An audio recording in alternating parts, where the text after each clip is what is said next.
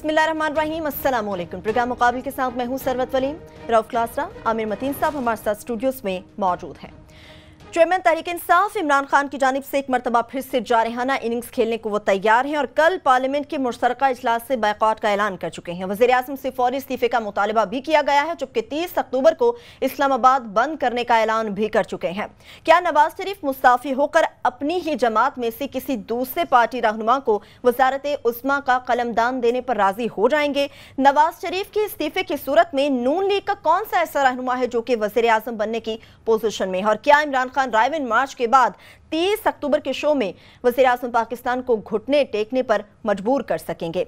दूसरी जानिब भारतीय मीडिया की भी बात करेंगे कि इंतशार फैलाने वाले भारतीय मीडिया पर अमन का प्रचार करने के लिए भारतीय अदाकार ओम पुरी मैदान में आ गए हैं। उनका कहना है कि 6 मरतबा पाकिस्तान गया, बहुत प्यार मिला। आप चाहते हैं कि हिंदुस्तान और पाकिस्तान इजराइल और फलस्तीन बन जाएं। अदाकार ओम पुरी की जानिब से भारतीय टीवी एंकर को सवाल पर सख्त रद्द अमल दिया गया। क्या मौजूदा हालात में भारतीय मीडिया को अगर सामने रखें तो वो अपनी इखलाकी और सहाफती जिम्मेदारियां पूरी कर रहा है? दूसरी जानिब सुप्रीम कोर्ट का जिक्र करेंगे। ना इब्तिदा की खबर ना ही इंतहा मालूम। सुप्रीम कोर्ट में मर्दमशुमारी पर ताखीर के हवाले से आज खुद नोटिस केस की समाअत हुई, जिसमें मर्दमशुमारी पे ताखीर पर सुप्रीम कोर्ट ने बरहमी का इजहार किया। आबादी के आदोदोशुमार मौजूद नहीं होंगे तो वसाइल की तकसीम भी मुतासिर होगी। अदारा शुमारियात के पास आबादी का शुमार नहीं तो पूरे मुल्क के लिए आखिर प्लानिंग कैसे की जाती है? चीफ इदारा शुमारियात ठोस दलाइल देने की बजाय सिर्फ आएं बाएं और शाएं ही करते रह गए। 18 साल गुजर गए हैं, इसके बाद भी मर्दमशुमारी नहीं हो सकी। आखिर इसका जिम्मेदार कौन? और आज कोयटा में अफसोसनाक वाक़या पेश आया है कि ज़ायरीन की बस पर फायरिंग से 4 खवातीन बताया जा रहा है जहां बहक और एक जख्मी है।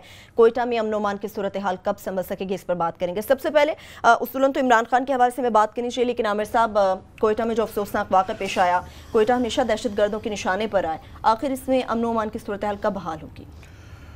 इसका तो मैं तो नहीं कह सकता, मगर दुआई की जा सकती है। मगर मैं समझता हूँ कि सबसे अहम वाक़या ही ये है और ये बड़ी अफसोसनाक बात है कि आज हमारी ख़बरों में और हमारे जो करंट अफेयर्स के अक्सर प्रोग्राम में मैं शाम से देख रहा था, इसको उतनी अहमियत नहीं दी जा रही थी। बहरहाल इंडिया में देखेंगे बारामूला में एक उनका जवान मर गया है और पूरे इंडिया का उसके ऊपर उसके इर्द गिर्द सारी प्रोग्रामिंग थी। और वैसे भी इस वक्त बड़े संगीन कशीदगी भी है, हालात भी ख़राब हैं कि बॉर्डर के ऊपर भी कशीदगी है। और बलूचिस्तान के मतलब ख़ास तौर पे इसका जिक्र भी जो है मोदी साहब भी कर चुके हैं और काफ़ी शवायद भी पहले भी मिले कि यहाँ पे फोकस है। ये उम्मीद की जानी चाहिए और पूरी कोशिश की जानी चाहिए। मैं समझता हूँ बॉर्डरों के कशीदगी अपनी जगह कि ये मुहर्रम के अंदर ये पीसफुली गुजर जाएं।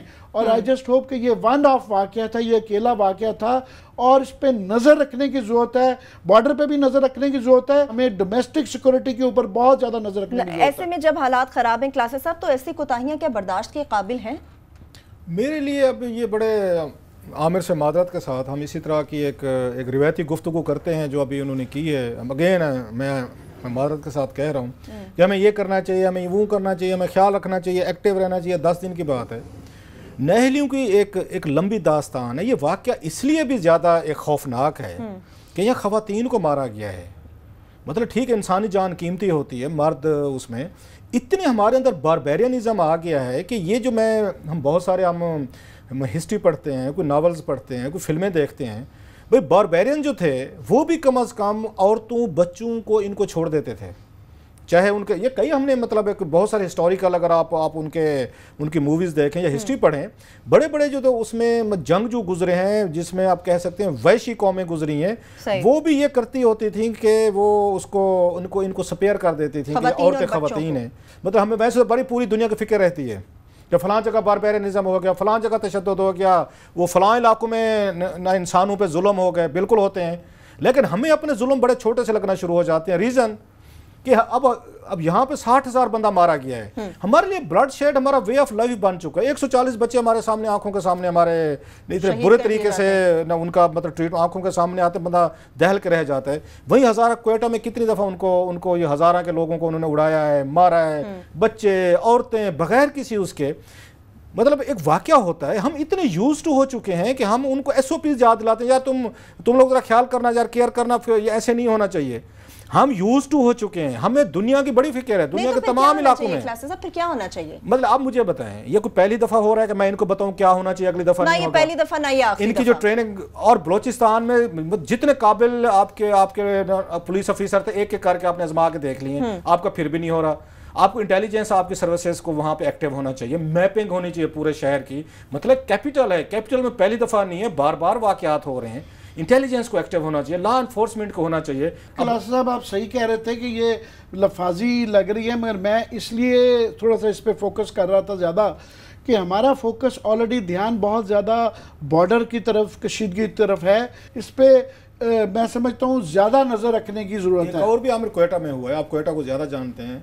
जो हम पे रिपोर्ट्स जहाँ तक पहुँची हैं, जो उन पे इल्ज़ामात भी लगते हैं महमूद खान चकज़ई साहब की पार्टी पे, कि बहुत सारे अखवान आपने वॉर लॉर्ड जो हैं उनको आपने आके क्वेटा में सेटल किया। ये इल्ज़ामात भी लगते रहे हैं कि जो पंजाब से आपके पंजाबी स्पीकिंग थे, या कराची से उर्दू स्पीकिंग, या हमारे सराइकी इलाकों के लेबरर थे, उस्ताद थे, टीचर्स वगैरह थे, उनको टारगेट करके इस वजह से भी मारा गया कि वहाँ पे जो आपके अखवानी आए हैं उन्होंने आके थ्रो अवे प्राइसेस पे उन्होंने आके उनके कारोबार भी खरीदे हैं, उनकी दुकानें भी खरीदी हैं, घर भी खरीदी हैं, उनको सेटल कराया गया है। एक जो एथनिक पॉपुलेशन का वहाँ पे मेरा ख्याल है एक वहाँ इम्बैलेंस हुआ है, सम टाइम वो भी बैलेंस का शिकार आपको मिलता है। मैं एक देख रहा था, एक छोटा सा क्लिप चल रहा था कि वहाँ पे बलोच बच्चियाँ जो हैं वो कुछ एहतजाज कर रही थी।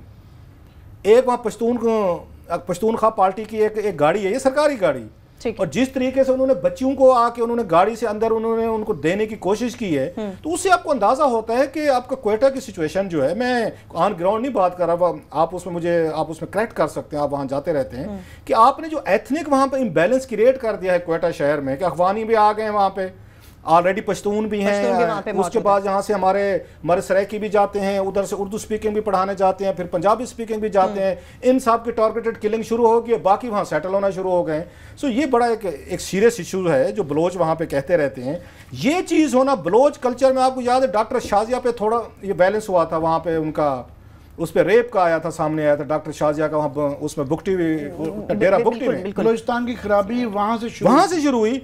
एक बच्ची का उन्होंने कहा जी, एक वहाँ कराची या पाकिस्तान से एक बच्ची आई हुई है, बलोचों की मेज़बान है, उसके साथ कोई बंदा आया है वर्दी पहन के, और उसने आके रेप कर दिया है। पूरा आपका बुकटी ट्राइब खड़ा हो गया, लड़ाई शुरू हो गई, जंग शुरू हो गई जनाब मुशर्रफ दौर में। और बुकटी साहब जो बाद में वहाँ पे उनकी किलिंग हुई, उसकी मेन रीज़न ये थी, उन्होंने जनाब ये बच्ची हमारी मेहमान थी, ये इसके साथ जाके किसी ने जबरदस्ती कैसे कर ली। एंड फाइनली बुकटी जो है वो उसके बाद जो कुछ हुआ आपके सामने, बलोचिस्तान वहां से खड़ा हुआ, उस सूबे में जहां पे एक बच्ची की खातिर पूरा के पूरा ट्राइब खड़े हो जाएं, लोग मारे जाएं, अपनी जानें दे दें, उसी शहर में, उसी आपके सूबे में 4 खवातीन को आइडेंटिफाई करके गोली मार दी जाती है। और हमारा जैसे कह रहे हैं मीडिया में ये खबर ही नहीं बनती, खबर ही नहीं आती, एक छोटी सी लाइन चलाई, उसके बाद फिर हम शायद समझते हैं कि क्लासेस में अपनी जिम्मेदारियां वो इसी तरीके से अपनी पूरी कर रहे हैं। हमारी सिक्योरिटी एजेंसी जो है, माज उस वक्त तौर मत करें, क्वेटा सेंसिटिव शहर है आपका, मेहरबानी फरमाएं एक्टिव रहें, मैपिंग करें, पुलिस को ज्यादा उसमें करें। वही वाली बात है, ये एक दफा वाकया होता है, हम रिपीट करते हैं, फिर आता है, फिर रिपीट करते हैं।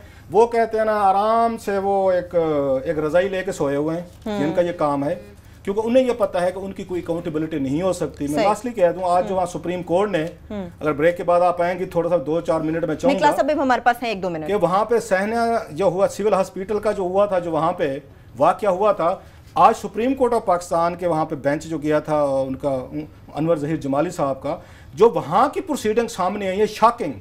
इससे आपको अंदाजा होता है कि हमारी ब्यूरोक्रेसी जो है, हमारे लोग जो हैं काम करने से, अपनी ड्यूटी देने से कितने फारिग हो चुके हैं, खत्म हो चुका है। ट्रॉमा सेंटर बनता है वहां पे, ट्रॉमा सेंटर एक्टिव भी नहीं है, उसका इफ्तिताह हो जाता है। भाई trauma centre is a serious thing, महज आपने नंबर टांकने के लिए आपने उसका इफ्तिताह कर दिया। अच्छा, जो बातें उन्होंने बताई हैं वहां पे रिपोर्ट में, कोई सिक्योरिटी नहीं है, कोई बंदा अपना काम करने को तैयार नहीं है। मैं आपको पिम्स की कहानी सुनाऊं किसी वक्त।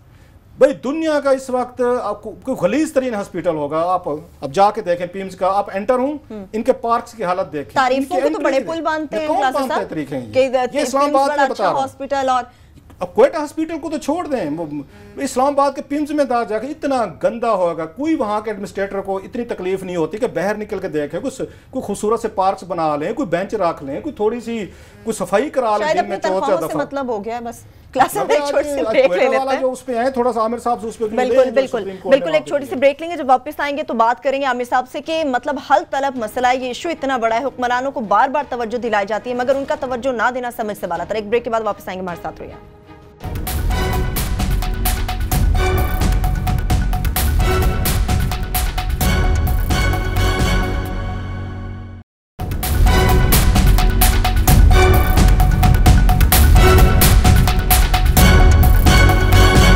ब्रेक के बाद आपको प्रोग्राम में खुशामदीद कहेंगे। जिस तरह से क्लासा साहब ने आमिर साहब बात की है कि वाकई हल तलब इशू है, तो आखिर हुक्मरान इस पर तवज्जो क्यों नहीं देते, आंखें क्यों बंद किए हुए हैं? क्वेटा का ये जो हाल ही में वकीलों वाला सानिया हुआ है, उसके बाद से देखें सुप्रीम कोर्ट ने एक्शन लिया और वो सही, आज चीफ जस्टिस साहब ये इस बात पे नाराज़ हो रहे थे कि वो भी पिछले महीने की 20 तारीख को ये कहा गया जी ये ट्रॉमा सेंटर बहाल हो गया है, और अभी भी उस वाक़े से भी कुछ सबक नहीं सीखा और हालात जूं के जूं हैं, और तो इसीलिए मामलात और फिर ये हो जाता है। तो हमारा एक पैटर्न बन गया है कि हम उसी वक्त शोर में चाहते हैं जब एक वाक़या हो जाता है फिर हो जाता है, उसके बाद है नहीं। तो ये सूबाई हुकूमत पे क्लासा साहब जिम्मेदारी आयद होती है साहब। ज़ाहिर सूबाई हुकूमतें जहाँ पे वहाँ चलते, जब डील के जरिए हुकूमतें आएंगी वहाँ पे जी 2 साल आपके हैं तो 2 साल आपके, तो तीसरा साल देखेंगे। जब आपके चीफ मिनिस्टर को पता होगा जी कि मैं एक डील के जरिए आया हूँ, मेरा टाइम मुझे दिया गया था कि 2 साल आपने लेने हैं, 2 साल मालिक साहब ने लेने हैं, 2.5 साल जो भी लगने हैं। ये बड़ा क्लासिक केस है जो वहाँ पे आया है कि उन्होंने वहाँ पे कहा कि जब इंक्वायरी रिपोर्ट पेश की गई है तो उन्होंने उनसे पूछा है कि आपको तो हमने कहा था पिछले महीने की 20 तारीख को कि आप ट्रॉमा सेंटर एक्टिव करें, हमें दाद दें कि सुप्रीम कोर्ट के कहने के बावजूद भी आपने मेरे ख्याल 15 दिन बनते हैं, 15 दिन में ट्रॉमा सेंटर आप उसको एक्टिवेट नहीं कर सके। उस वक्त कह दें कि फाल हो गया है, 20 तारीख को कहा जी आज फंक्शनल है जी, वो आज पता चला उनको कि वो बिल्कुल भी एक्टिव नहीं है। अच्छा, ट्रॉमा सेंटर देखें जो सबसे ज़्यादा ज़रूरी होते हैं, कोई एक्सीडेंट की शक्ल में, किसी कोई टेररिज्म की शक्ल में, तकरीब कार की शक्ल में, कि कितने हमारी सीरियसनेस देखें। मैं बार बार एक बात कहता रहा, फतेहपुर है सारे इसका ज़िला लिया कि हमारी तहसील है, एक ट्रॉमा सेंटर उनके दौर में बन रहा था, परवेज इलाही के दौर में बन गया, फंड्स उसके एलोकेट हो गए। ये आपके उससे डेरा इस्माइल खां से लेके मुल्तान तक दरमियान में और कोई ट्रॉमा सेंटर नहीं था, उन्होंने वहाँ फतेहपुर में बनाया बेहतरीन किस्म का। सर जो ही शहबाज शरीफ साहब आए उन्होंने कहा जनाब पहले ये बताया जाए कि यहाँ परवेज अली साहब के कौन कौन से प्रोजेक्ट थे। एक हमारे लइये में भी एक हॉस्पिटल बन रहा था वहाँ पे हार्ट का, उन्होंने कहा ये पैसे भी मंगवाओ, लाहौर को चाहिए, फिर कहते हैं हम लाहौर पे बात करते हैं। ये वजीराबाद में बन रहा था, उन्होंने कहा इसके पैसे भी मंगवाओ वापस, वो भी वापस गए। तलागांग से मैं गुजर रहा था, मुझे रोक लिया लोगों ने, उन्होंने कहा हजूर आप वजीराबाद और लइये के उनकी बात करते हैं या उसके मुल्तान मुजफ्फरगढ़ वाले फंड्स वापस गए, हमारे तलागांग में बन रहे थे प्रोजेक्ट्स, उनके पैसे भी वापस गए। आज भी जाए वहां पे, उन्होंने उसको एक तरह का ओपीडी बना दिया, इमरजेंसी टाइप बना दिया, ट्रॉमा सेंटर जो है वो खत्म कर दिया गया है सही वहां से। और ये जो आपको याद होगा वाकया हुआ था जिसमें 32 के करीब लोग जहरीली मिठाई खाने से मरे थे वहां पे लिया में, बिल्कुल ये वहां से 15 किलोमीटर के दूर पे था। शहबाज शरीफ साहब करोड़ों रुपए जाके लाखों रुपए जेब में डाल के तो फिरते ना, एक एक वहां पे लिफाफा देते फिरते हैं कि ये तुम रख लो, तुम्हारा बच्चा मार के ना खाए रहे। वो करोड़ों रुपए के फंड ट्रॉमा सेंटर के वो लाहौर शिफ्ट करा लिए, सही, जो 15 के 20 किलोमीटर के फासले पे थे कि उनको अगर ट्रॉमा सेंटर पे लेके जाते शायद उनकी जाने वो बच सकती। तो ट्रॉमा सेंटर हैं, ये चीजें हैं, क्योंकि शहबाज शरीफ साहब भी अपना इलाज जो है वो साफ ज़रा बाहर से कराएंगे, आपके वजीर आज़म साहब भी बाहर से कराएंगे, जिनका काम है लोगों को अकाउंटेबल हैं। तो फिर उसके बाद आमिर साहब ये क्वेटा में ट्रॉमा सेंटर ना बने, अब फतेहपुर वाले ट्रॉमा सेंटर के पैसे लाहौर मंगवा लें, तो अब तो सियासत सारी ज़ाती मुफाद की गेम बन चुकी है। अब इमरान खान की तरफ मैं जाना चाहूंगी आमिर साहब, क्या समझते हैं इमरान खान के ये फैसला कि मुश्तरका इजलास जो कल पार्लियामेंट में उसका बायकॉट का ऐलान कर दिया, टाइमिंग कितनी अहम है उनकी? थोड़ा सा इमरान खान और पीटीआई के लिए एक डिलेमा तो है, एक मसला है कि वो अपनी जो है तहरीक को पीक पे ले जाना चाह रहे हैं, लाहौर का इतना बड़ा जलसा किया है, मगर साथ में जाहिर है एक बॉर्डर पे कशीदगी भी है, कश्मीर का मसला भी आ गया है हालात इस तरह और अभी वो टला नहीं है, पता नहीं है हालात किस करवट वहाँ बैठ सकते हैं। तो उसमें ये वाक़या, तो उन्होंने जो APC हुई उसके अंदर दरमियानी रास्ता निकाला कि इमरान खान खुद नहीं गए, तो उन्होंने शाह महमूद कुरैशी साहब को भेज दिया कि आप चले जाएं, तो उससे नुमाइंदगी भी उनकी हो गई। और उनका ये भी रह गया कि जनाब वो इमरान खान को वो फोटो ऑप जो होता है ना नज़र नहीं आए कि नवाज शरीफ से हाथ मिलाते हुए, वो वर्कर्स को कि जनाब ये वो वाला होता है ना, उनका मोराल डाउन हो जाता है जब देखते हैं दोनों को हाथ मिलाते हैं, उनका ख्याल था सही। तो मेरा ख्याल था कि चलो ये दरमियानी, आज जो उन्होंने बिल्कुल उससे फिर मुख्तलिफ जो स्टांस ले लिया कि जनाब वो हम जो जॉइंट सेशन है उसको बाइकआउट कर दिया। तो वो थोड़ा सा मैं खुद भी मैं समझता हूँ कि तजाद आ जाता है कि अगर आपका मसला ये है कि नवाज शरीफ से मसला है तो नवाज शरीफ की बुलाई हुई मीटिंग में तो आप चले जाते हैं, वहाँ शामुल कुरैशी को भेज देते हैं। पार्लियामान जो कि नवाज शरीफ से बड़ी चीज़ है, वो सिर्फ एग्जेक्टिव नहीं है, वो पार्लियामान है जिसके अंदर सेनेट भी है, उसका जॉइंट हाउस है, उसकी एक ज़्यादा सुप्रीमेसी है। तो वहाँ पे आप उसका बाइकआउट कर जाते हैं तो थोड़ा सा तजाद आ जाता है। फिर थोड़ा सा उनका आज कंफ्यूजिंग था कि उन्होंने, मुझे लगा कि वो ये भी कह रहे हैं कि मैं उनके सुन रहा था कि जनाब मैं उस वक्त तक बाइकआउट करूंगा पार्लियामेंट का जब तक कि नवाज शरीफ साहब प्राइम मिनिस्टर रहेंगे। सही सही। तो वो बाद में मगर उनके जो बाकी मशीरान जो टीवी पे सुन रहा था, मुझे लगा थोड़ा सा बैकआउट उस पर से कर गए हैं। और पार्लियामान और नेशनल असम्बली का थोड़ा सा फ़र्क भी है, ज़ाहिर है नेशनल असम्बली सिर्फ नेशनल असम्बली है, पार्लियामान में सेनेट भी आ जाती है। शायद मुराद उनकी जॉइंट सेशन टाइप था और कन्फ्यूजन था, मगर थोड़ा सा बैकआउट किया। मगर उसके अलावा भी ये कि जनाब मैं इस वज़ीर आज़म को नहीं मानता। वो ये कहते हैं पार्लियामेंट में जाना वज़ीर आज़म को तस्लीम करने के बराबर है। आपने जब वो ये धांधली वाला इशू था उस वक्त कहते थे मैं नहीं मानता, फिर आप असम्बलियों में वापस आ गए, फिर मान लिया। तो थोड़ा सा ना मैं समझता हूँ तजाद आ जाता है उनके जुमले में और उनके अल्फाज में। और मैं समझता हूँ उनकी मशावरत जो है ना वो उसमें थोड़ी सी कमी है कि वो कहना कुछ और चाह रहे होते हैं, निकलता कुछ और है। सो उसमें जो मैच्योरिटी या कन्फ्यूजन जो फैल जाता है उसकी थोड़ी सी मुझे नज़र आता है बुनियादी वजह ये है कि मशावरत सही नहीं हो रही होती है और वो शायद कहना कुछ और फिर उसके बाद वो यू टर्न ले लेते हैं, तो उससे मजीद कन्फ्यूजन बढ़ता है। तो मैं खुद उनके उससे थोड़ा सा कन्फ्यूज, उनके कन्फ्यूजन पे कन्फ्यूज हूँ। पार्लियामेंट के जॉइंट सेशन में ना जाना। क्लासेस साहब आपको नहीं लगता कि इमरान खान गलत गेंद पे छक्का या चौका लगाने की कोशिश कर रहे हैं, टाइमिंग गलत है? पहले मैं तो ये बता दूं मेरी अभी इसी बात को क्लियर करने के लिए कि ये उन्होंने पार्लियामेंट का बैकआउट उस वक्त तक कर रखा है जब तक वो इस्तीफा नहीं देंगे या सिर्फ अभी तक के लिए। तो मैंने इसाक हक़वानी साहब जो हैं ये पीटीआई के लीडर, मैंने उनसे बात की। उनका ये कहना था कि ये मौजूदा सेशन जो चल रहा है नेशनल असम्बली का सिर्फ इस वक्त तक है। मैं आमिर की बात पे आऊँगा जो इन्होंने कहा है कि एक पार्लियामेंट बहुत बड़ी चीज़ है। आइडियली तो बिल्कुल ठीक कह रहे हैं, बहुत बड़ी चीज़ है। वज़ीर आज़म पाकिस्तान वहाँ से जन्म लेते हैं, तमाम इदारे वहाँ से जन्म लेते हैं, इवन सुप्रीम कोर्ट वहाँ से जन्म लेती है, वे हर चीज़ वहाँ से जन्म लेती है। तो जिस चीज़ ने जन्म लेना था वो नहीं ले रही, वो है न गुड गवर्नेंस या करप्शन के खिलाफ ज़ीरो टॉलरेंस। वो पार्लियामेंट में ये चीज़ जन्म नहीं ले पा रही। ये पार्लियामेंट अगर सॉवरेनिटी की बात करते हो, मैं सुन रहा था आज उनको पीपल्स पार्टी वालों के फ्रस्ट्रेशन सुन रहा था जो भाषण दे रहे थे कि जनाब आप ये बताएं, जब पनामा का इशू आया है तमाम के तमाम उस दिन पब्लिक अकाउंट्स कमेटी में मैंने देखा है कि सेक्रेटरी ला आके करामत ये न्याजी उनको कहता है कि जनाब यू जेंटलमैन, ये जो बहुत बड़ी पार्लियामेंट है जो हमारे सर पे हमने रखी हुई है, जो कि है भी सही, मानते हैं, लेकिन अपने आप को खड़ा करा के देखे ना। एक लॉ सेक्रेटरी आता है जो वहीं से जन्म ले रहा है, जो पार्लियामेंट की प्रोडक्ट है, ये लॉ मिनिस्ट्री पार्लियामेंट की प्रोडक्ट है, वहाँ पे सारे लॉज बने, कॉन्स्टिट्यूशन के तहत आपका जन्म हुआ है। जो जिस बच्चे ने जन्म लिया है वो जाके पार्लियामेंट को बता रहा है कि जनाब कि आप कौन होते हैं, आप इस पे सुनने वाले पनामा पे, आप तो सुन ही नहीं सकते। ये पब्लिक अकाउंट्स कमेटी में उस दिन आके ये करामत न्याजी साहब जिनकी मेरे 6ठी के साथ में उन्होंने एक्सटेंशन ली है, इस वक्त 70 साल उनकी उम्र है कि ठीक है जी हो गया। उसके बाद 5 इदारे जो हैं जिन्होंने अगेन पार्लियामेंट से जन्म लिया है, उन्हीं के कानून बने हैं, इंस्टीट्यूशंस बने हैं। तो नैब, FIA, आपकी FBR, स्टेट बैंक, SCCP ने जन्म लिया है, सारे वहां से लाज आए हैं। वो जो इनके बच्चे हैं ऑफ शूट हैं, लीगल या कॉन्स्टिट्यूशनल, वो बता रहे हैं जाके अपने उसी को घर को, अपने उसी हाउस को जो सो कार्ड बहुत बड़ा है कि जनाब आप तो हम इस पर कोई कार्रवाई नहीं करते, कोई कानूनी मौजूद नहीं है।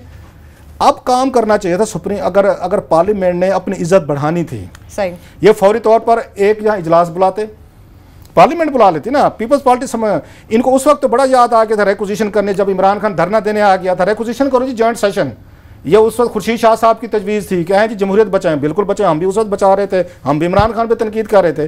तो खुर्शीद शाह साहब ने उस वक्त तजवीज़ क्यों नहीं दे दी जब पनामा आया था, स्कैंडल आए, फिर जॉइंट सेशन बनाए और जो कवानीन मौजूद नहीं है, एक स्पेशल कमेटी जो है इन्वेस्टिगेशन की, या कमीशन हम खुद बनाते हैं और इन्वेस्टिगेट करते हैं, या जुडिशरी को कहते हैं वो करे।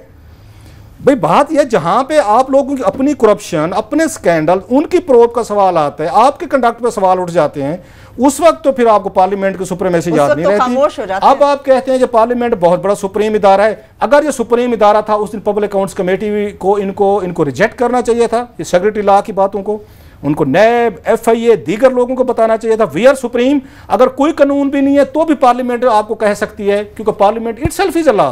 बिल्कुल बिल्कुल। तो ये सारे बहाने हैं, ये सारे के सारे ये कहना जी कि जब इनको पार्लियामेंट से बचना हो इन्होंने तो उसकी जाके उसकी रिफ्यूज लेते हैं, उसके पीछे जाकर छुप जाएंगे, वो जमहूरियत खतरे में पड़ गई। ओ भाई मेरे जमहूरियत आपकी इन करप्शन की वजह से, आपके स्कैंडल्स की वजह से खतरे में है और उस पर इन्वेस्टिगेशन ना होने की वजह से खतरे में है।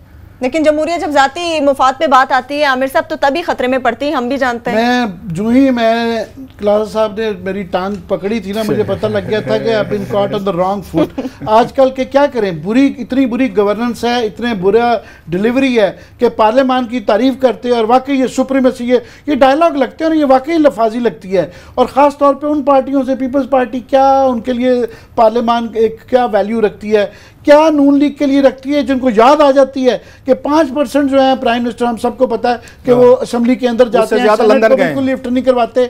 और खैर ये भी PTI भी अब बायकॉट करेंगे उस पार्लियामेंट। भाई आप वैसे ही वहाँ नहीं जाते हैं इमरान खान साहब, 5% आपकी भी हाजिरी है, तो इन सब की। मगर क्या करें, हमारी मजबूरी ये है कि हमारे पास इस निज़ाम को जिसमें हम रहते हैं उसको हम पार्लियामानी निज़ाम कहते हैं और हम नहीं चाहते हैं कि फ़ौज पावर में आए, मार्शल लॉ की हम मुखालफत करते हैं। फिर जैसा लूला लंगड़ा सिस्टम है, हमें मजबूरी है हमारी कि हम उसकी तारीफ करें। और इस वक्त ख़ास तौर पे क्योंकि कल APC के बाद वहाँ पे आज सारा दिन सुर्खी चल रही थी, इंडिया में उनकी सियासतदानों में डिवीज़न हो गई। वहाँ पे कांग्रेस और आज केजरीवाल साहब जो आम आदमी पार्टी है, उन्होंने जो है ना अटैक कर दिया BJP पे ऊपर के जनाब आप झूठ बोलते हैं, वहां पे कोई सर्जिकल स्ट्राइक नहीं हुई है, अगर हुई है तो हमें शिवायत दें। आमिर साहब एक छोटी सी ब्रेक ले लें, इस पे बात आएंगे तो हमारी बस इस पे ही बात करेंगे कि हमारे यहाँ क्यों डिवीजन आ गई। और बिल्कुल ये भारतीय मीडिया के हवाले से भी बात करेंगे और इमरान खान ने जो 30 अक्टूबर को इस्लामाबाद बंद करने के हवाले से ऐलान किया है वो किस हद तक वज़ीर आज़म को मुतासिर कर सकता है। एक ब्रेक लेंगे हमारे साथ।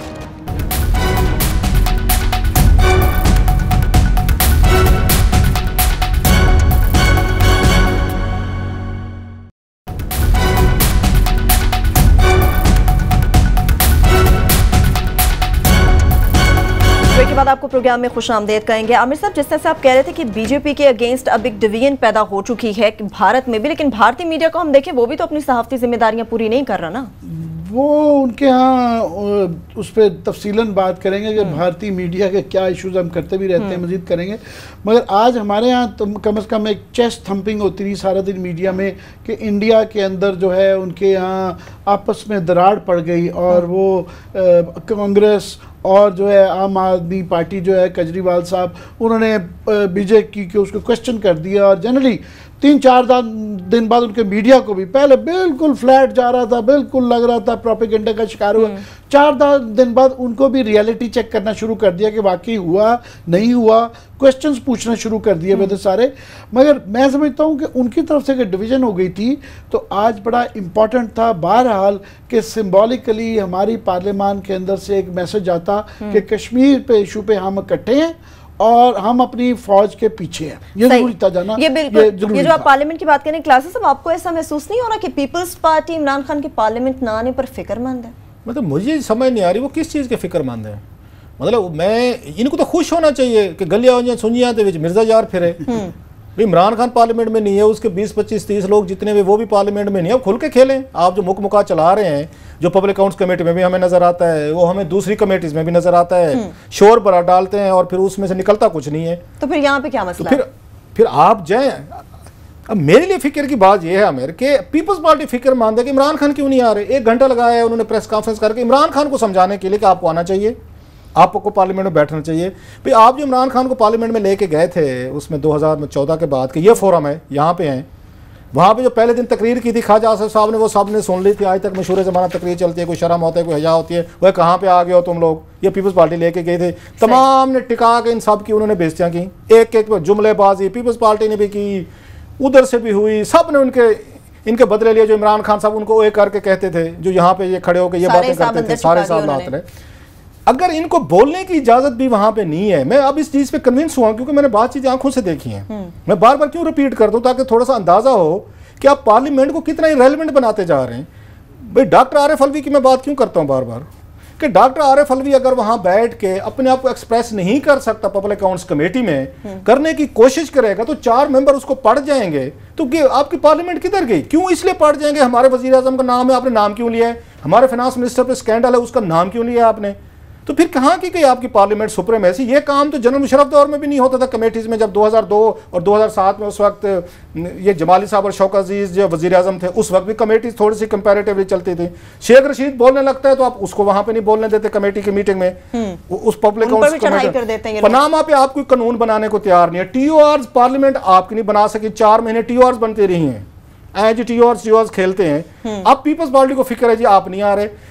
तो खुर्शीद शाह साहब मुझे बताएं, मेरी बड़ी ज़ाती तौर पर बड़ा अच्छे बंदे, हमारी तनकीद बर्दाश्त करते हैं, बहुत सारे हम सख्त भी कर जाते हैं, कि आपको पार्लियामेंट की फिक्र है तो उस दिन आपने आरिफ अलवी से माफ़ी क्यों मंगवाई है?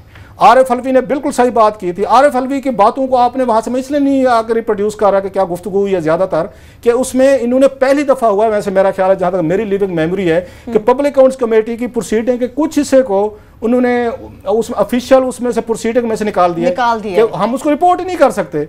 अगर पार्लियामेंट का ये काम रह गया है कि हमारे लीडरों की बात क्यों हो गई है, मेरे वजीर का नाम क्यों ले रहा है, उसकी मनी लॉन्ड्रिंग की क्यों नाम आपने ले लिया, और आरिफ अलवी को माफिया मंगवानी पड़ गई 3 दफ़ा, और खुर्शीद शाह साहब मौजूद थे और इन्होंने कहा कि नहीं नहीं आपने बड़ी जाती के गलत किया आपने।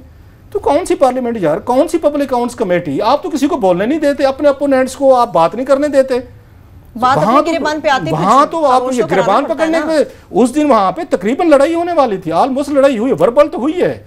अगर शेख रशीद वॉकआउट ना करते उस दिन पब्लिक अकाउंट्स कमेटी से, मैं शर्तिया कह रहा हूं, ये फिजिकल लड़ाई होनी थी, यानी कि हाथापाई होनी थी। अच्छा दुनिया की पार्लियामेंट में हाथापाइयां होती हैं, चलो हम इसमें भी चले जाते हैं, डेमोक्रेसी में होती हैं, लेकिन किसी को बोलने नहीं दे रहे, किसी को बात नहीं करने दे रहे, आप किसी कानून पे नहीं आ रहे। तमाशा मतलब है हमने वहां पे देखते हैं, उसके बाद कहते हैं पार्लियामेंट। हम खुद पार्लियामेंट के सबसे बड़े आमिर और मैं जो हैं, we would be the last people on earth के जो कहें कि पार्लियामेंट खुदा ना खासा खत्म हो जाए या कुछ और लोग आके यहाँ पे बैठ जाएं। नहीं, तहम्मुल और बर्दाश्त का मुजाहरा तो करना चाहिए। आमिर साहब, जब बर्दाश्त की बात होती है, हम देख रहे हैं कि पाकिस्तान का मीडिया बड़ी हद तक समझदारी का मुजाहरा कर रहा है, सहाफती जिम्मेदारियां पूरी कर रहा है, लेकिन अगर भारतीय मीडिया को देखें, इंतशार फैलाने के अलावा कुछ नहीं किया जा रहा वहां पे। एग्री करेंगे आप?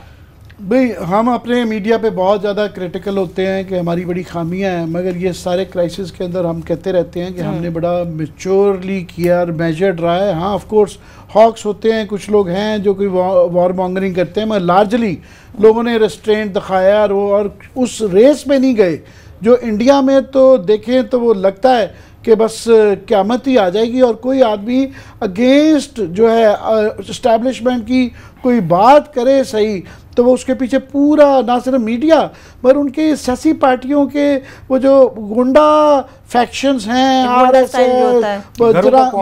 जो है और जो है बजरंग बली वाले और बाकी वो आपके अटैक कर देते हैं, एकदम जुलूस निकल आता है, घर चला दिए जाते हैं।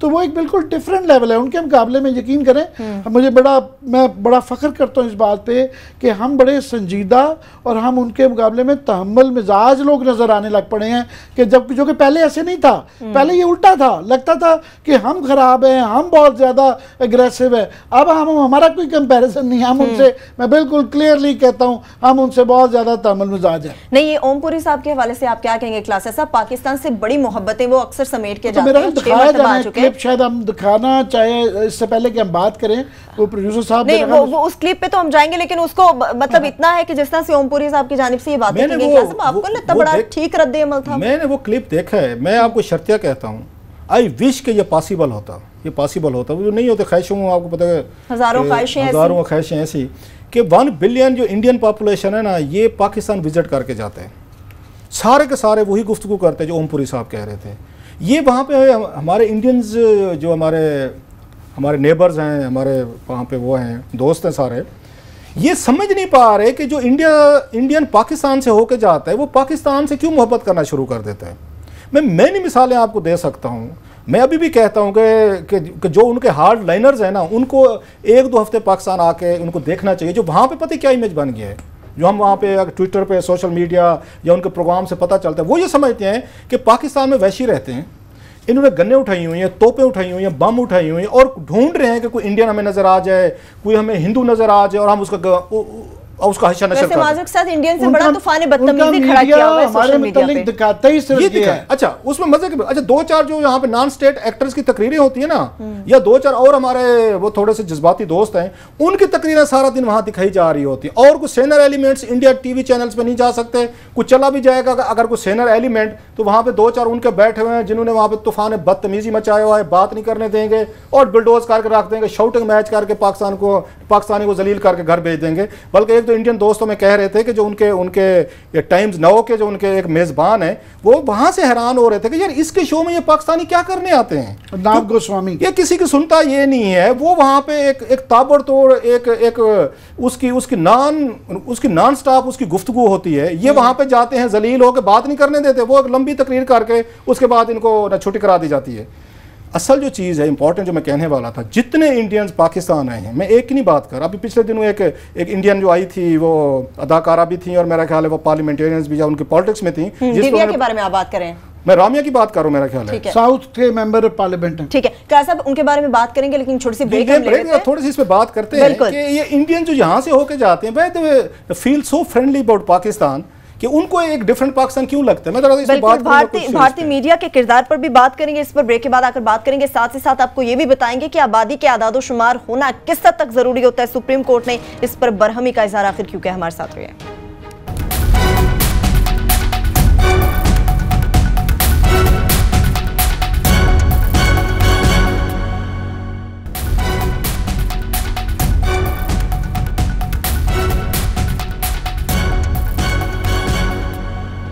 ब्रेक के बाद आपको प्रोग्राम में खुश आमदेद कहेंगे। क्लासेस अब भारतीय मीडिया के किरदार पर तो जाएंगे, लेकिन अपने देखने वालों को जो टीवी एंकर की जानिब से सवाल पर ओमपुरी की जानिब से जो रद्द-ए-अमल दिया गया है, वो पहले एक छोटा सा क्लिप हम दिखा देते हैं। आप चाहते हो कि अरे नहीं पुरी साहब क्या बीच में टोकते हो, मैं आपसे पूछ रहा हूं, आप चाहते हो कि हिंदुस्तान और पाकिस्तान इजराइल और पैलेस्टाइन बने? चुप रहिए आप मुझे क्यों चुप करा रहे हैं? हमने उसको फोर्स किया था कि फौज में जाओ। ये क्लिप हमारे देखने वालों ने देखा। क्लास अब क्या कहेंगे अब आप? बड़ा ये एक मैंने पूरा ये शो देखा है। ये कोई आम लोग नहीं होते जो टाइट के अगेंस्ट स्विम करें।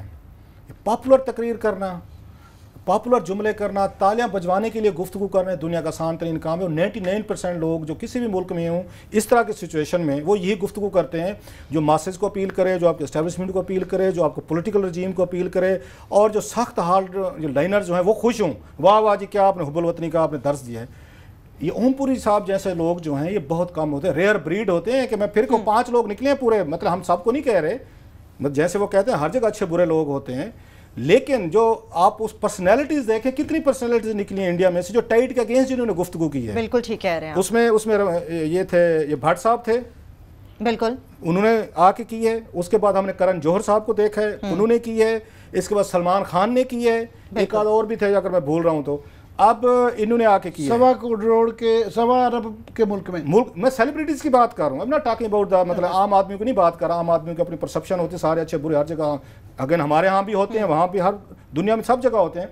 आपको पूरे इंडिया की सेलिब्रिटीज में से जो अगर मे बी इन हंड्रेड्स बड़े बड़े नाम हैं, ये टेस्ट होता है आपका कि आप उसके खिलाफ, जो पब्लिक ओपिनियन के खिलाफ आप जा सकते हैं कि नहीं जा सकते। मुझे वाकया याद आ रहा है ओमपुरी साहब की गुफ्तगू सुन के कि जब वहाँ पे अल्जीरिया की ये चल रही थी, उनकी फ्रीडम मूवमेंट चल रही थी और फ्रांस की कॉलोनी था अल्जीरिया जो था, तो सारतर वंस अगेन एक बिग नेम, यानी वंडर के पाकिस्तान में कितने लोग हमारी नौजवान नस्ल सारतर के नाम से वाकिफ भी है कि नोबल पीस प्राइज़ विनर जिन्होंने मेरा ख्याल इनकार किया हुआ है, again if I am not wrong, कि जिन्होंने उस लिटरेचर का अदब का इनाम लेने से भी रिफ्यूज़ कर दिया था कि ये मुझे पीस प्राइज़ नहीं चाहिए। बहुत बड़े अदीब, फिलासफर, एक और उनकी खैर अपना बड़ा नाम था, उन्होंने उस वक्त बयान दिया था जब फ्रांस के फौजी अल्जीरिया में लड़ रहे थे वहाँ पे, और वहाँ से बराबर एक तरह की सिविल वार चल रही थी, फ्रीडम मूवमेंट टाइप आप कह लें। उस वक्त सारतर ने कहा था, जैसे हम इनको देखते हैं ये अरुंधति राय जो हैं, मतलब इसी तरह की आप बात सुन लें जो कश्मीरियों के हक में वो बात करती हैं, सारतर ने कहा था उस वक्त कि अल्जीरिया को आज़ाद कर दो, और पूरे फ्रांस में मुजाहरे होना शुरू हो गए थे कि हमारे फौजी जो हैं वो वहाँ पे अल्जीरिया में जाके जाने दे रहे हैं। सारतर साहब जो हैं वो बहुत बड़े फिलासफर हैं, बड़ा अपने आप को वो समझते हैं, फ्रेंच हैं, वो ये कह रहे हैं कि उनको आज़ादी दे दें, ये तो रेबल के साथ मिल के गद्दार है। ये मैं आपको हिस्टोरिकल वाक़या सुना रहा हूँ। मैटर गया उस चार्ल्स डिगाल के पास जो प्रेसिडेंट था उस वक्त फ्रांस का, कि जनाब ये इन्होंने हरकत फरमाई है, ये कहते अल्जीरिया को आज़ादी दे दो। आप इनको गिरफ्तार करें और इन पर गद्दारी का मुकदमा चलाएं। अब कहाँ गए डिगाल जैसे लोग, सारतर जैसे लोग? पता जवाब क्या दिया डिगाल ने? उन्होंने कहा सारतर तो फ्रांस है, वो फ्रांस का ज़मीर है, मैं फ्रांस के ज़मीर को कैसे मैं गद्दारी का मुकदमा करूं और उसका ट्रायल करूं? खूबसूरत बात है। ये होती है, ये कौमें ऐसे नहीं बन गई। मतलब है यूरोपियन अगर आज सिविलाइजेशन के आगे निकल गए हैं तो उसके पीछे कुछ ना कुछ फिलासफीज खड़ी हैं।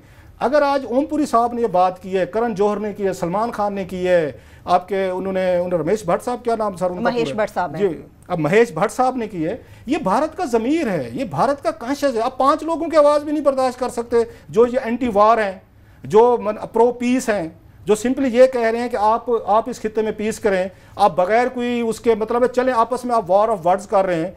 तो उस पर आप कम से कम आम आदमी से अब वो ये तवक्को रखते हैं इंडियंस, हमारे दोस्त, हम कभी ना रखते। वैसे मैं ज़ाती तौर पर कहता हूँ अगर पाकिस्तान में चीज़ें होती, पाकिस्तानी लोग, पब्लिक मीडिया इतना मैच्योर है, अगर इस तरह का खुदा ना खास्ता यहाँ सिचुएशन होती और इंडियन एक्टर्स यहाँ पे होते, मैं हमको शर्तिया कह सकता हूँ, अगर knowing Pakistani society, people and यहाँ के जो हमारा मीडिया, हम कभी भी इंडियन एक्टर के पास ना जाते कि आप जो है ना अपने मुल्क की मजम्मत करो क्योंकि यहाँ पे कार्रवाई हुई। मेरा नहीं ख्याल कोई कहता, बड़ेपन का यही सबूत है ना। उनकी तरफ से भी मेरा ख्याल है अनफेयर था कि आप जो हमारे एक्टर्स जाते हैं उनको ये कहें कि आप अपने मुल्क की मजम्मत करें। अभी आप सबूत नहीं पेश हुए, अभी कहीं पे ये चीज़ें अगेन कंफर्म नहीं हुई, कहीं पे कोई ट्रायल नहीं हुआ, आप उनको ये कह रहे हैं कि आप अपने मुल्क की मजम्मत करें। मेरा ख्याल है it was asking too much. So कुछ भी कहें, और एक उनके ओमपुरी साहब के एक इससे जुमले से, इस एक लड़ाई से, मैं ट्विटर पे देख रहा था, बाकी चीज़ों पे पाकिस्तान में कितना सॉफ्ट इमेज पैदा हुआ कि नहीं यार, कि इंडिया में भी ऐसे लोग हैं, इतना बड़ा सेलिब्रिटी मौजूद है, रिस्क लिया है, जिसने बैठ के, जिसके घर के बाहर इकट्ठे हो गए, उन पर मुकदमा भी हो गया, अब उस पर पर्चे भी हो जाएंगे, सारी चीज़ें। सो थोड़ा सा ये 5 लोग अगर आपके सेलिब्रिटीज़ निकले हैं, रिस्क लिए हैं, मतलब उन्हें ज़रूरत नहीं थी, वो भी पब्लिक के मूड में चले जाते, नहीं जी जिंदाबाद, बिल्कुल जी आप जो कह रहे हैं ठीक कह रहे हैं। ऐसे लोग मुआशरे का ज़मीर होते हैं, उनको डिजेस्ट करें। उसको चॉम्स्की को भी तो उन्हें जूइश ने, अमेरिकन ने बर्दाश्त किया हुआ है सर। चॉम्स्की जो है जूइश है, जूज के खिलाफ लिखता है, अमेरिकन के खिलाफ लिखता है, वहाँ तो उसको कभी किसी ने थ्रेट नहीं किया। हम रॉबर्ट नफिस को बड़ा हम पसंद करते हैं, क्यों? कि मुसलमानों के हक में लिखता है, अपनी हुकूमतों या अपने मुआशरों के खिलाफ लिखता है। सही। ऐसे लोगों को थोड़ी सी स्पेस दें, आज़ादी दें, ऐसी आवाज़ों को आप उनको मत साइलेंस करें। माँ ये कहे कि हुब्बुल वतनी के मुकाबले ना लगें, वो हमारे यहाँ भी बाज़ दफ़ा लगना शुरू हो जाते हैं, उनके यहाँ भी लगना शुरू हो जाते हैं। ऐसे लोगों को सारतर की तरह, डिगाल की तरह बड़ी एक दिल दिखाएं। ये बड़ा मुश्किल काम होता है। इस मौके पे अपने लोगों के, अपने स्टेट के नैरेटिव के खिलाफ स्टैंड लेना, एंड वी मस्ट। वैसे कहने को तो भारत दुनिया की सबसे बड़ी जमहूरियत खुद को करार देता है। आमिर साहब, आप क्या कहेंगे कि अवाम का जो रिएक्शन आ रहा है इन बड़े अदाकारों के बयानात के बाद, उसमें भारतीय मीडिया का कितना हाथ है अवाम के रिएक्शन पर? असल में बड़ी अच्छी, एक बड़ी जज्बात से भरी हुई तकरीर कर दी। उसके बाद जो है ना, इसको सबूना इससे बेहतर नहीं डिस्क्राइब किया जा सकता, और ये बड़ा ज़रूरी भी था कि बताना कि हमारे यहाँ जनरली ये तासुर रहता है कि सिर्फ सारा इंडिया, कोई भी मुल्क, किसी तरह हर जगह अच्छे बुरे लोग होते हैं, और वहाँ गो के डिसेंट, वहाँ पे मैं ये ज़रूर कहूँगा कि लेट जागी 3-4 दिन तक एक बहुत वन वे वो चल रहा था कि ये हमने बड़ा थोड़ा पूरा नहीं दिखाया क्योंकि सारा दिन टीवी पे ये चलता रहा, तो इसलिए हमने लोगों को बोर नहीं किया। मगर इसके अंदर बेस्ट पार्ट ये था, 2 चीज़ें। एक तो ओमपुरी साहब ज़ाहिर बहुत बड़े आदमी हैं और उन्होंने दिलेरी के साथ बात की, वो जिस पे उनको एंकर साहब जो डांट रहे थे कि वो हमारा आदमी मर गया वहाँ पे, उसके बारे में क्या कहते हैं। हालांकि पता ये चला कि सारा दिन जो है इंडियन मीडिया उसके बारे में जो है ना उसके ऊपर पाकिस्तान करता रहा। शाम को पता चला कि जनाब वो अपनी फ्रेंडली फायरिंग से मरा था। बिल्कुल ये जिसका जिक्र हो रहा है कि वो उनका उसको नहीं कंडेम कर रहे, और वो पूरा ड्रामा जिसके ऊपर सारी ये उनके ऊपर गुस्सा ओमपुरी साहब पे वो निकालने की कोशिश कर रहे थे, वो वाकया सारा दिन इंडियन मीडिया उसकी वजह से ज्यादा मेरा ख्याल शर्मिंदा होना चाहिए उनको कि वो शाम को वाकई कुछ और निकला। दूसरा ये है कि हमारे यहाँ भी कुछ हैं नॉन जर्नलिस्टिक एंकर्स, मैं उनको कहूँगा उनको जर्नलिज्म का बेचारों का बैकग्राउंड नहीं है, तो वो कई दफ़ा बहुत ज़्यादा हॉस्टाइल इस तरह का, कोई ख़ास तौर पे इस्टेब्लिशमेंट को बचाने के लिए वो है। पर हमारे यहाँ फिर भी लोग ठीक ठाक डिबेट होती है, हम सारे हर किस्म की बात करते हैं और हम बड़े फख्र करते हैं इस बात पे कि ये पाकिस्तान बदल चुका है। यहाँ पे कोई होली काउज नहीं रह गई हैं। ये लोगों का ख्याल है गुड बैड तालिबान, हम बात करते हैं उनकी भी, हर रोज़ बात करते हैं। हम अपनी इस्टेब्लिशमेंट में भी तनकीद कर कर लेते हैं। सो ये हमारी एक बहुत बड़ी पाकिस्तान की एक तब्दीली आ चुकी है। हाँ, कुछ इक्का दुक्का वार मोंगर हर जगह होते हैं, वो हैं, मगर लार्जली जो है जिस तरह ये, मगर हमारे यहाँ भी मैंने कहा कि कुछ एंकर्स इस तरह के हैं जो कि बड़ी हॉस्टाइल बातें करते हैं, मगर इंडिया के ये जो कुछ एंकर्स है ना, ये एक और ही क्लास है, ये हमारे यहाँ इनका कोई मुतबादल नहीं है। और हमारे यहाँ दूसरा ये है कि यहाँ सख्त बात कोई कर भी दे और उससे हो जाती है जज्बात में, मगर ये नहीं है कि ये वाकया हुआ ही नहीं है, होता ही नहीं है कि शाम को जो है होता था कि शाम को उसके घर पे जो है ना 500 बंदा पहुंच जाएगा, उसको पत्थर मारे जाएंगे। मुझे ये क्लास साहब को ये डर नहीं है कि हम यहाँ सख्त बात करेंगे तो नीचे जो है ना 200 आदमी खड़ा होगा पत्थर लेके और वो खड़ा होगा। ये डर नहीं है। ये हमारे यहाँ तब्दीली के, हमारे यहाँ इस तरह का वो नहीं है। और हम बड़ा फख्र करते हैं कि हमारे यहाँ ये मैच्योरिटी आई है। हमारे यहाँ कुछ अर्सा पहले ऐसी नहीं थी, अब आई है, हमने अचीव की है, गेन की है। और ये तमाम, इसके अंदर तमाम लोग, हमारे सारे लोग शामिल है, हमारी इंटेलिजेंसिया शामिल है, हमारा इसमें एस्टैब्लिशमेंट भी शामिल है, मीडिया, गवर्नमेंट, अपोजिशन सब मिला के ये शामिल है। अच्छा, मैं कहूँगा जो न तनकीद की वहाँ ये समझा जाता है पाकिस्तान में ओपन तनकीद नहीं होती। मेरा ये ख्याल है जितनी यहाँ तनकीद एस्टैब्लिशमेंट की पॉलिसीज़ पे पाकिस्तान में होती है ना, इंडिया वाले सोच नहीं सकते कि अपनी एस्टैब्लिशमेंट पे इतनी तनकीद करें। OBL का वाक़या हुआ था यहाँ पे, जब एबटाबाद वाला, उस वक्त का मीडिया तो जरा उठा के देखें कि क्या क्या हशर हो गया था। पार्लियामेंट ने सेशन बुला लिए, उसकी आके कमेटीज की मीटिंग होना शुरू होगी, अभी भी तनकीद होती है।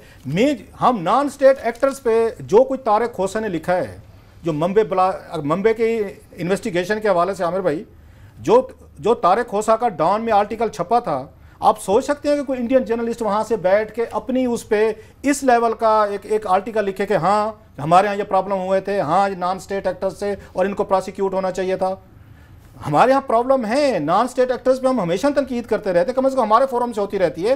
और कभी हमें, जैसे आमिर कह रहा है कि कोई बंदे हमारे घर के बाहर नहीं आ गए, हमें कभी थ्रेट नहीं है जी, आपने क्यों जिक्र किया, स्टेट की पॉलिसी है, नहीं है, आप देखें आप बैठ के क्यों इस तरह की बातें करते हैं। दुश्मन भी हमें ये कहता है कि नॉन स्टेट एक्टर्स हैं, आप भी उनकी हाँ में हाँ मिलाते हैं। हमारा मीडिया, हमारी पब्लिक और हमारी एस्टैब्लिशमेंट मेरा ख्याल बड़ी हद तक मेच्योर हो चुकी है। हमारी तनकीद लेती है, उनकी पॉलिसीज भी सारी ठीक नहीं है, सही। उनको भी रीजनल पॉलिसीज को रिव्यू करना चाहिए। और मैं जाती तौर पर समझता हूँ नॉन स्टेट एक्टर्स को हमें कि एक डिबेट हो रही है, और जब डिबेट हो रही होती है अच्छी, तो फिर मामले हल हो जाते हैं, फिर प्रॉब्लम्स का सलूशन निकल आता है।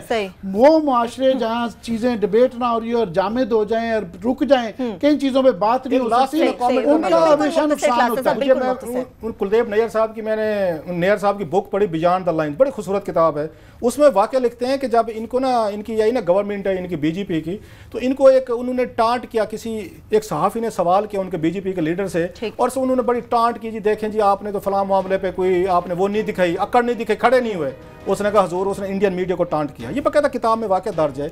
उन्होंने कहा जनाब के इंदिरा गांधी ने लगाई थी इमरजेंसी, उसने कहा था जरा थोड़ा सा बेंड हो जाए, ये अल्फाज से झुक जाए थोड़ा सा मेरे आगे। इंदिरा गांधी ने कहा आप इंडियन मीडिया लेट गए थे, हमारे मीडिया ने रेजिस्टेंस की है। 4 मार्शल लगे हैं, चारों मार्शलों में हमारे मीडिया ने रेजिस्टेंस किया, सर्वाइव किया है। आज भी एस्टैब्लिशमेंट पे उनकी गलत पॉलिसीज पे वो तनकीद करते हैं। अगर क्लासेस हम मीडिया की बात करते हैं तो आवाम के जज्बात की तर्जुमानी मीडिया इसमें एक अहम किरदार अदा करता है। ऐसे में भारतीय मीडिया को थोड़ा सा समझदारी और होश का मुजाहरा करना होगा। इसके साथ ही प्रोग्राम अपने इख्तिताम को पहुंचता। अपना बहुत सा ख्याल रखिए। खुदा हाफिज़।